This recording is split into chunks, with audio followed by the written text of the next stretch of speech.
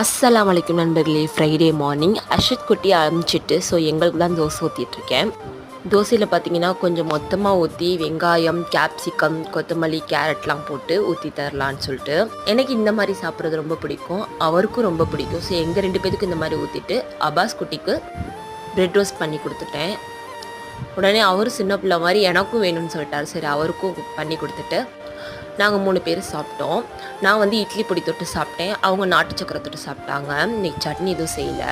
சாப்பிட்ட கையோட போயிட்டு மீன் வாங்கிட்டு வந்துட்டார். சரின்னு சொல்லிட்டு அதை நல்லா வாஷ் பண்ணிவிட்டு ஃப்ரை பண்ணுறதுக்கு சின்ன வெங்காயம், பூண்டு, கருவேப்பிலை, மிளகு, சீரகம் நல்லா போட்டு இடிக்கல்ல தட்டிட்டு இஞ்சி பூண்டு பேஸ்ட்டு தட்டினதே அதில் வச்சுட்டு மிளகாத்தூள், காஷ்மீர் சில்லித்தூள், மஞ்சள் தூள், உப்பு போட்டு நல்லா பிசைஞ்சு மீனில் நல்லா தடவி வச்சிடலாம். கொஞ்சம் நேரம் இருக்கட்டும்.